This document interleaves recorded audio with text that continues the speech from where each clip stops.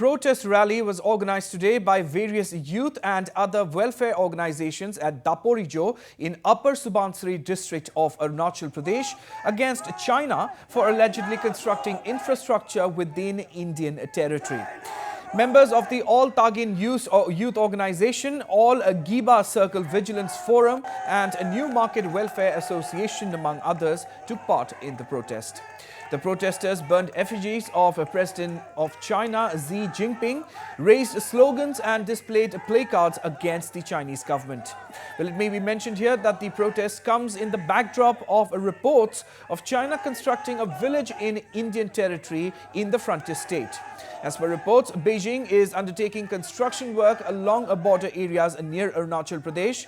The latest row came in after satellite images released by the US-based imaging company Planet Labs showed about 100 houses built along the river Sari Chu in Upper Subansiri district. However, it was clarified by leaders that the portion in question had already been with China since 1959. जो है अरुणाचल है, अरुणाचल वासी है और अरुणाचल जो है सारा देश जानते हैं और सारा दुनिया जानता है कि ये एक इंटीग्रल पार्ट ऑफ इंडिया है। तो फिर भी देखिए आज जो है चाइना का गतिविधि एक नया रूप में बनकर आए।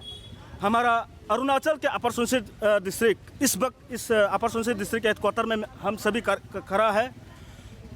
अपर सुबनसिरी के अंदर में जो चाइना का जो बॉर्डर एरिया में एक सर्कल है हमारा एडमिनिस्ट्रेटिव सेंटर ताकसिंग के अंदर में हमारे आर्मी एक सेक्टर है माजा सेक्टर बोल करके। ये सेक्टर में चाइना पीएलए वाले या चाइना गवर्नमेंट जो है आकर के 100 से ज़्यादा घर बनाया। हमारा एलएसी को लाइन ऑफ एक्चुअल कंट्रोल को क्रॉस करके इंडियन टेरिटरी में आकर के हमारा अपर सुबनसिरी ज़िले के अंदर जहां अभी माजा सेक्टर है वहां पहुंच गए और वहां पूरा अपना कैंप घर सर पूरा बना लिया।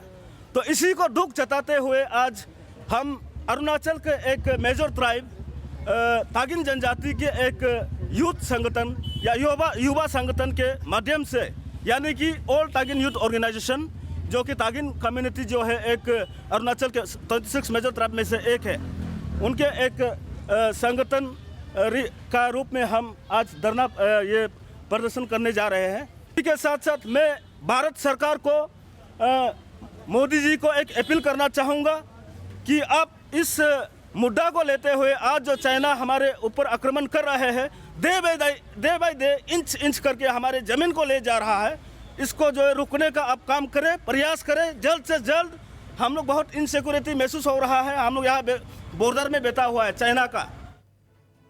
Meanwhile, we have reactions coming in from Lardik Kare, the Secretary General of Tajin Cultural Society, who has condemned China's move and has urged the state government to take action on the issue. Listen in. Social media में आ रहे हैं कि अपर सुबनसिरी के border area का जो China ने घर बनाया है, विलेज बसाया है और फोटो भी दिखा रहे हैं।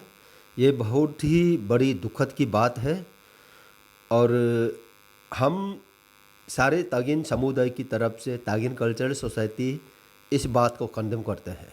हमारे एमपीज मिनिस्टर्स एक दूसरे पर काउंटर ब्लेम नहीं करने से अच्छा है, क्योंकि चाहे कोई भी गवर्नमेंट रहा हो, बीजेपी हो, कांग्रेस हो, दोनों ही इसके जिम्मेदारी है।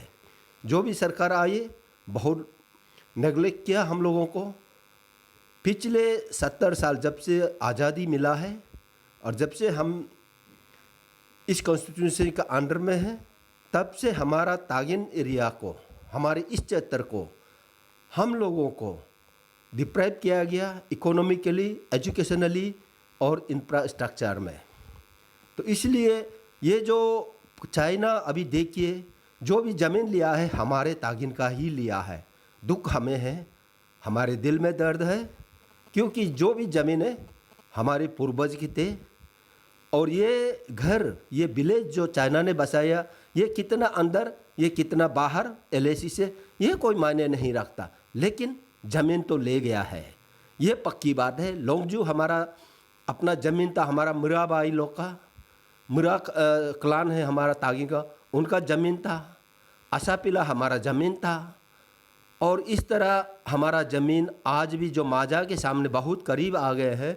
जिस जगह पर जो घर बसाया हुआ दिखा रहे हैं वो शायद करीब लिमेकिंग एडमिनिस्ट्रेटिव हेडक्वार्टर से 50 किलोमीटर हो सकता है। तो इसलिए यह कारण क्यों कि हमारे फौज अपना पोस्ट छोड़ के पीछे की तरफ हमारे तरफ भागते आ रहे हैं। ये कारण क्यों? कारण है रोड नहीं बनने का, रास्ता नहीं है।